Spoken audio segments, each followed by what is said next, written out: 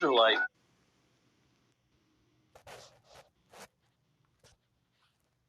Thank you.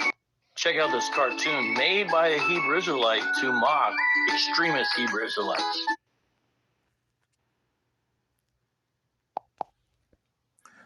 This is Matthew 16 and 18.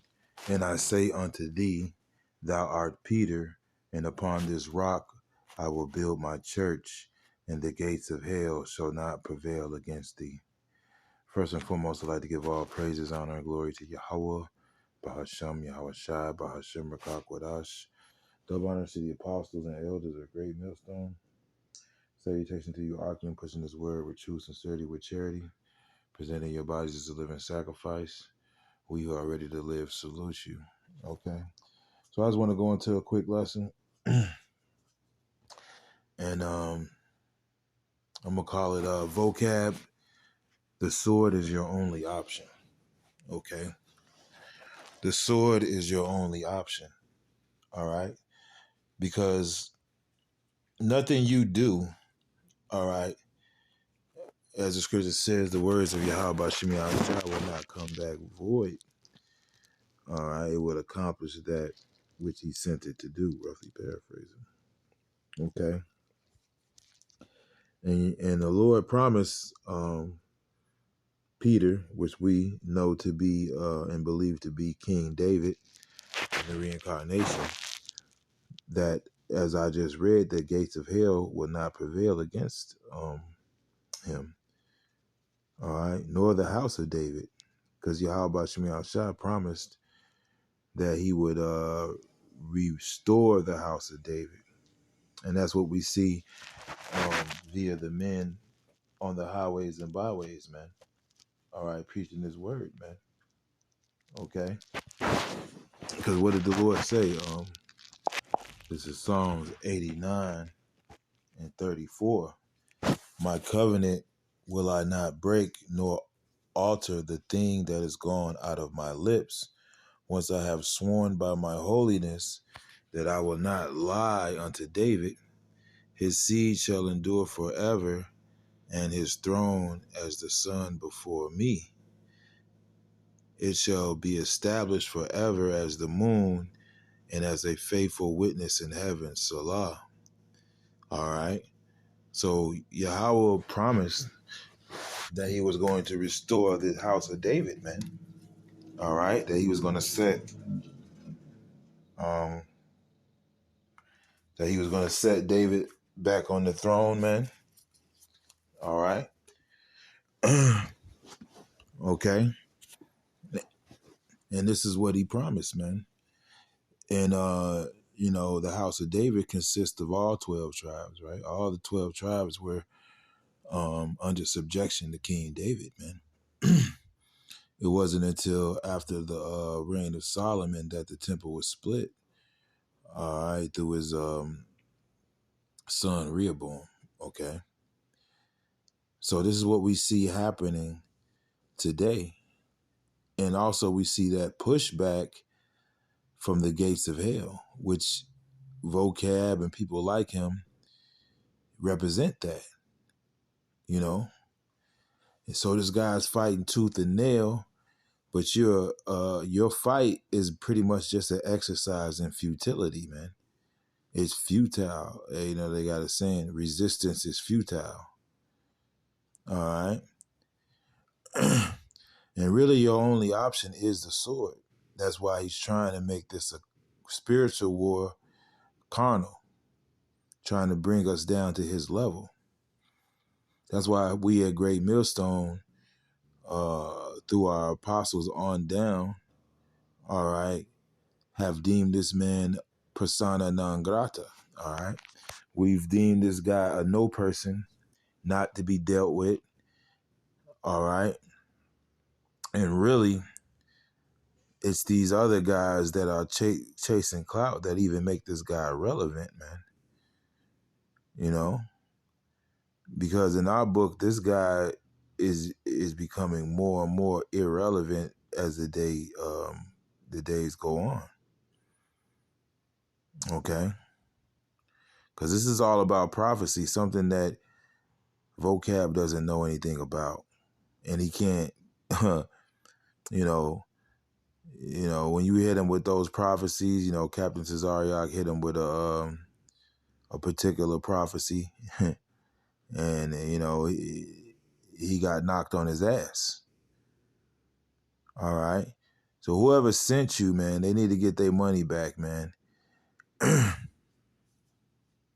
Because there's nothing you could do, man. All right. And his word, matter of fact, let me get it. This is Jeremiah 5:14. Wherefore thus saith Yahweh, power of hosts, because you speak this word, behold, I will make my words in thy mouth fire, and this people wood, and it shall devour them. And that's what's happening to this whole world, man. All right. This whole world is being burnt up by this word. All right. And, they're scrambling, they're in terror, man. Great fear is falling upon these people, man. And a guy like Vocab Malone, he's really just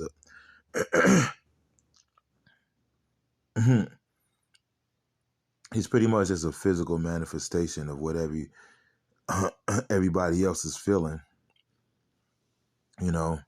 by hearing his word, because he's the guy, who's going to come and challenge the Hebrew Israelites, right? He's the guy who's going to come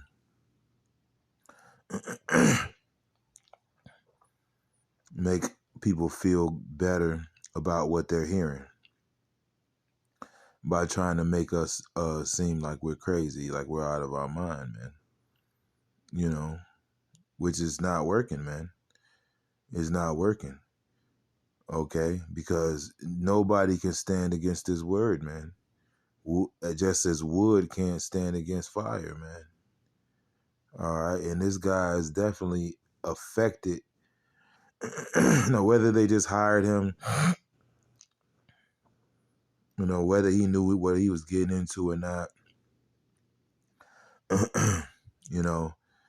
this guy is affected, all right, and has been for quite some time.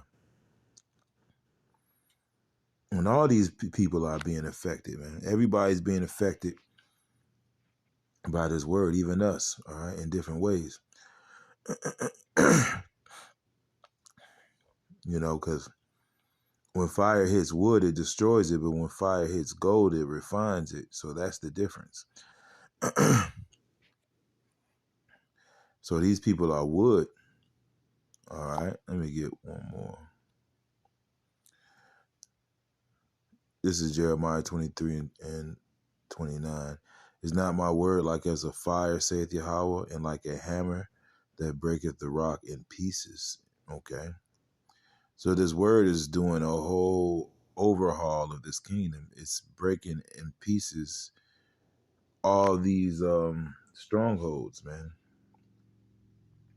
Which is what this kingdom is pretty much built on, man. The entire foundation of this place is being uprooted, man, by just this word, man.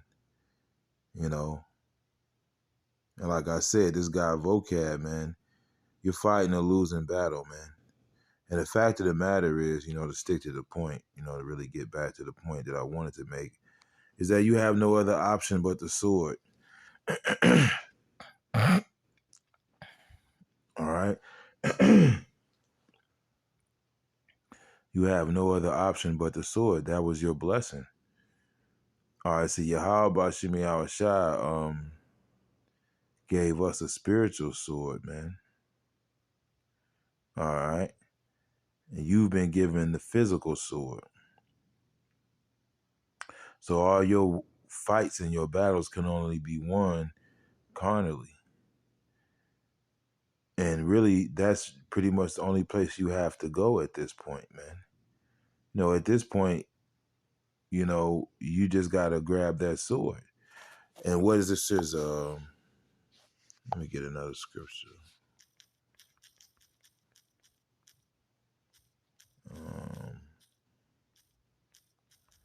You know,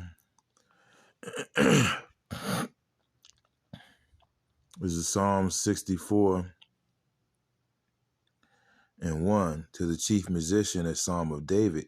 Hear my voice, O Yahweh, in my prayer. Preserve my life from the fear of the enemy. Hide me from the secret counsel of the wicked, from the insurrection of the workers of iniquity, right? The secret counsel. And those are the people that hired Vocab Malone, man. All right.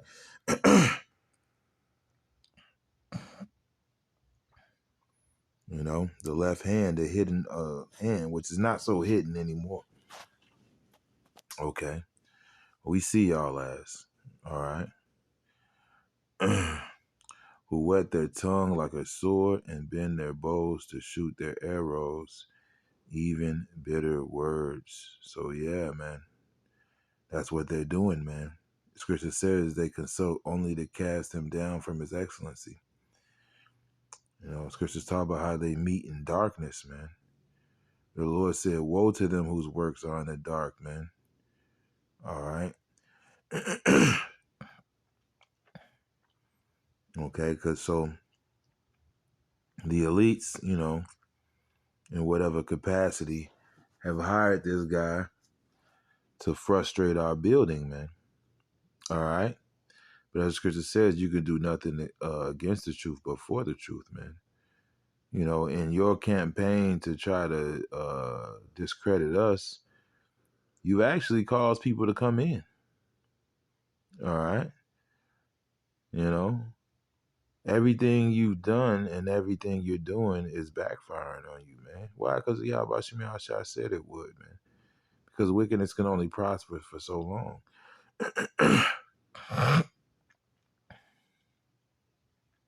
And all your little corny antics and this corny shit that you're doing trying to defame us, man, this is only going to add to the ass whooping that the Lord's going to give you, man. All right? Because you have a scheduled date and time to meet with destruction and slavery, and you're not going to add another second to that time and day, man. As the scripture says, Yahweh Shai has appointed your bounds that you cannot pass, man. All right? So you're not going to stop the Lord and King of Kings from returning and setting up his people on this earth, man. This is what's prophesied, man.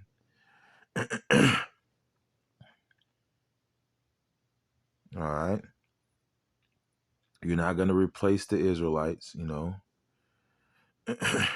All right. You're not going to do any of that. The Lord is going to do what he proposed to do upon Babylon, man. And, you know, you have no other place to go but the sword. That's why I read it. They whet their tongue like a sword. And that's what Esau Edom does. You know, he's the accuser of the brethren, man. He's a slanderer. All right. You're going to hear this guy say, we're grapists, we're this, we're that. Where no accusation is going to stand. Who are thou? Let me get it. This is Romans 8:33. Who shall lay anything to the charge of Yahweh's elect? It is Yahweh that justifies. So, like, yeah, I had to take that call.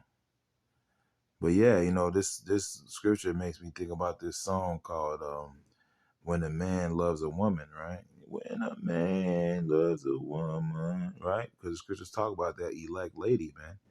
No, we use that to talk about the sisters that are going to be saved, but also is referring to the elect period, because you know the elect are those wise virgins, right? Israel is likened unto a comely and delicate woman. All right, so that's and that's the marriage, right? Because Yahweh Shai is going to marry the elect. All right, this is the wedding that's going to happen. All right. And nobody's going to be able to stop it. Nobody's going to get in the way of it. All right.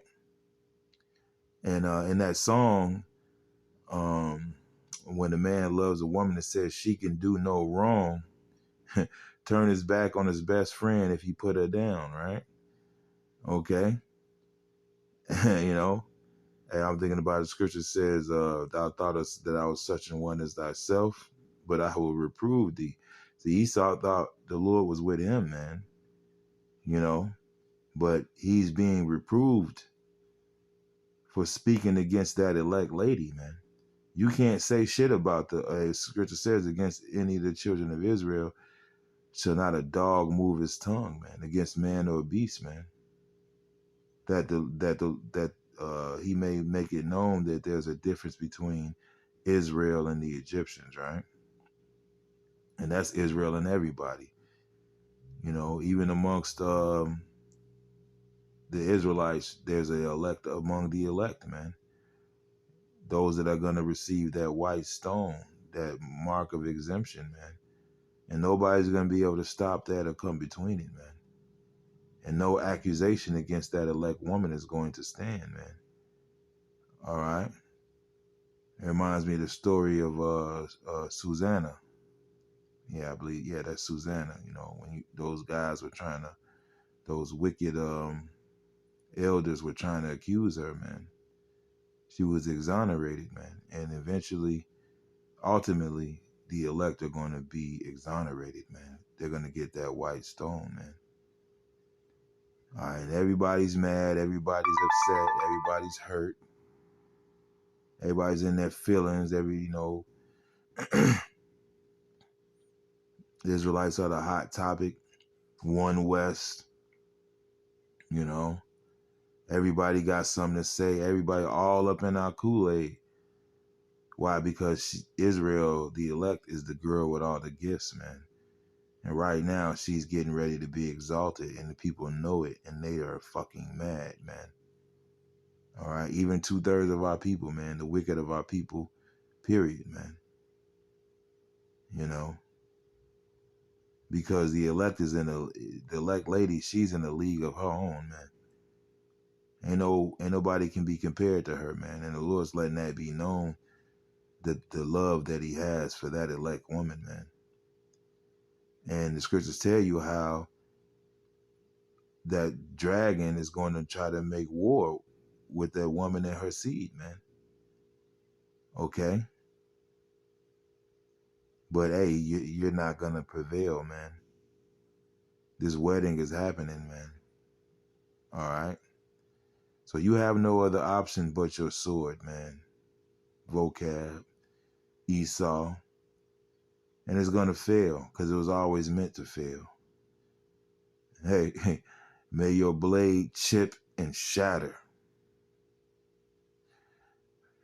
And with that, I'd like to give all praises, honor, and glory to Yahweh, Ba'ashem, Yahweh Shai, Ba'ashem, Rakakwadash. Double honors to the apostles and elders of Great Millstone. Salutations to you, Akim, pushing this word with true sincerity, with charity, with any body's a living sacrifice. We are ready to live. Salute you. Shalom, Kwam Yasharala, and the Bible Ball.